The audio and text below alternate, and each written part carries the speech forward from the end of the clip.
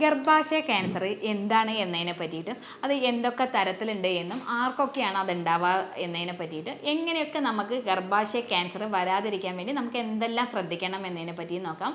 ഞാൻ doctor Nishitha M, doctor Basil's homeo hospital, Pandikkad, Malappuram ജില്ല.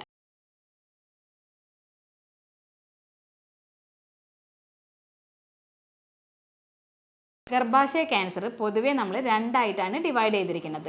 അതിൽ ഫസ്റ്റ് പറയേണ്ടത് നമ്മൾ ഗർഭപാത്രത്തിൻ്റെ ഈ ഉള്ളിലുള്ള ലെയറിൽ എൻഡോമെട്രിയം എന്ന് പറയുന്ന ഈ ടിഷ്യൂസ് ക്രമാതീതമായിട്ട് വളരുന്ന ഒരു കണ്ടീഷൻസിനെയാണ് നമ്മൾ എൻഡോമെട്രിയൽ ക്യാൻസർ എന്ന് പറയാറുള്ളത്. അതുപോലെ തന്നെ മറ്റൊന്നാണ് ഗർഭാശയ സാർക്കോമ എന്ന് പറയുന്നതാണ് മറ്റൊരു കണ്ടീഷൻസ്. അപ്പോൾ പ്രധാനമായിട്ട് ഇത് ആർക്കൊക്കെയാണ് ഇനി ഉണ്ടാവുക എന്നുള്ളതാണ് നമ്മൾ നോക്കേണ്ടത്. ആരാണ് ഇത്തരത്തിലുള്ള ഗർഭാശയ ക്യാൻസർ ഉണ്ടാകാനുള്ള ഹൈ റിസ്ക് ആയിട്ടുള്ള വ്യക്തികൾ എന്നുള്ളത്.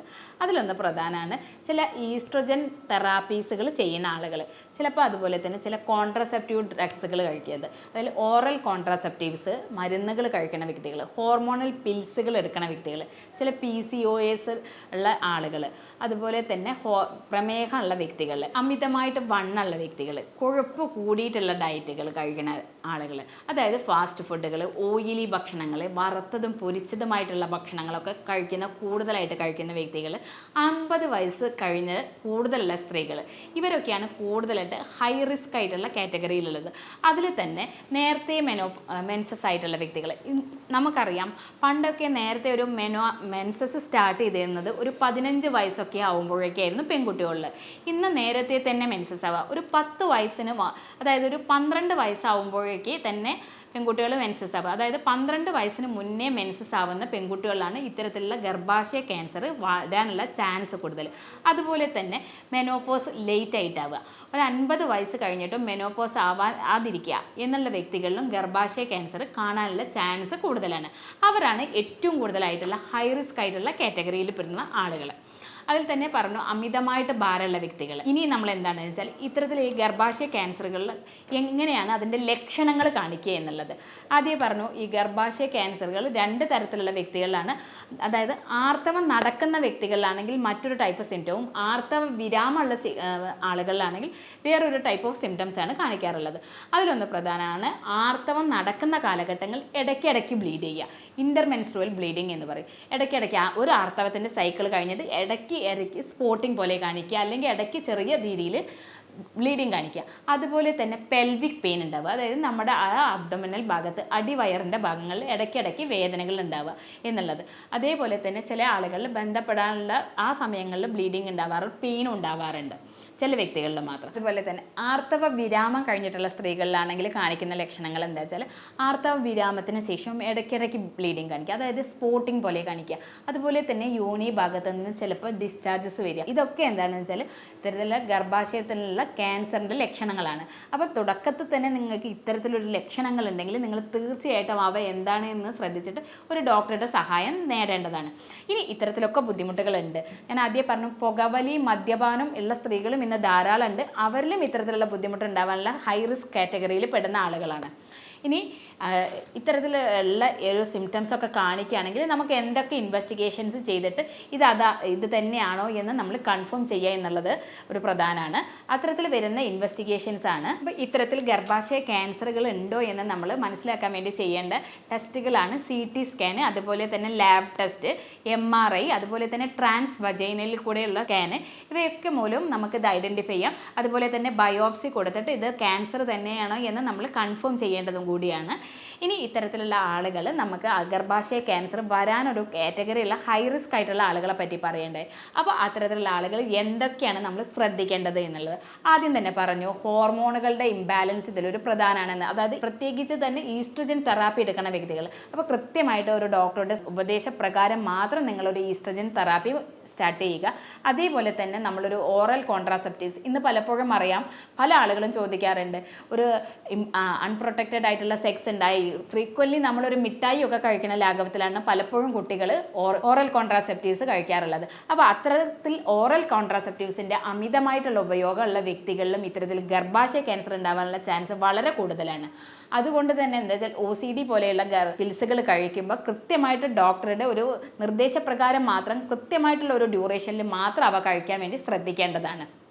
അതുപോലെ തന്നെയാണ് നമ്മൾ അമിതമായിട്ടുള്ള ഭാരം എന്ന് പറയുണ്ടായി. അമിതമായിട്ടുള്ള ഭാരമുള്ള വ്യക്തികളായിട്ടുള്ള പ്രോപ്പറായിട്ട് ഡയറ്റ് എടുക്കുക, അതുപോലെ തന്നെ കൃത്യമായിട്ടുള്ള വ്യായാമം കൂടെ ചെയ്തിട്ട് നമ്മുടെ ശരീരത്തിന് ആവശ്യമായിട്ടുള്ള വെയിറ്റ് മെയിൻറ്റെയിൻ ചെയ്യാൻ വേണ്ടിയിട്ട് ശ്രദ്ധിക്കേണ്ടതാണ്.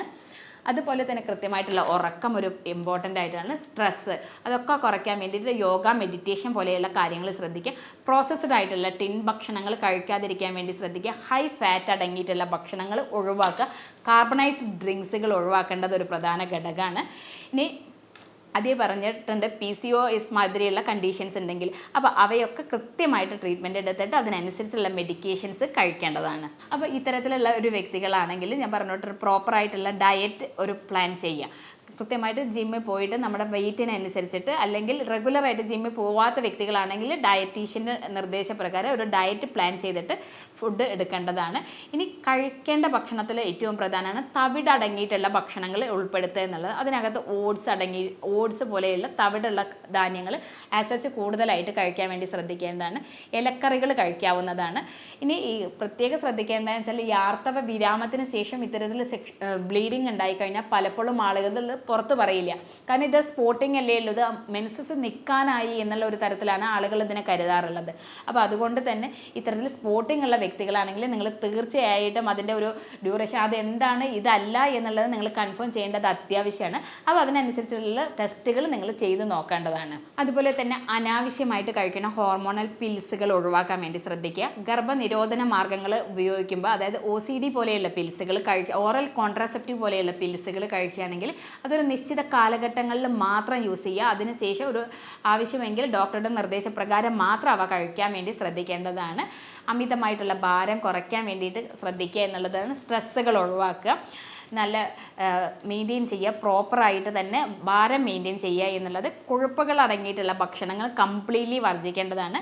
PCOD പോലെയുള്ളവയാണെങ്കിൽ റെഗുലറായിട്ട് അവരുടെ ഡയറ്റ് പ്ലാൻസ് നോട്ടീസ് ചെയ്യുക. ഇൻഫെർട്ടിലിറ്റി പോലെയുള്ള ഇൻഫെർട്ടൈൽ കപ്പിൾസിലാണ് ഇത് കൂടുതലായിട്ട് വരാനുള്ള ചാൻസ്. അതായത് വന്ധ്യതയുള്ള സ്ത്രീകളിൽ ഇത്തരത്തിലുള്ള ഗർഭാശയ ക്യാൻസർ വരാനുള്ള ചാൻസ് കൂടുതലാണ്. അതുപോലെ തന്നെ പ്രമേഹം, ഹൈപ്പർ ടെൻഷൻ ഒക്കെ ഉള്ള വ്യക്തികളിലും ഇത്തരത്തിൽ ഗർഭാശയ ക്യാൻസർ വരാനുള്ള ചാൻസ് ഉണ്ട്. അപ്പോൾ അതൊക്കെ മോണിറ്റർ ചെയ്തിട്ട് നമ്മൾ ഒരു റെഗുലർ ആയിട്ടുള്ള ഒരു ജീവിതത്തിൻ്റെ രീതി കൺട്രോൾ ചെയ്യേണ്ടത് അത്യാവശ്യമാണ്.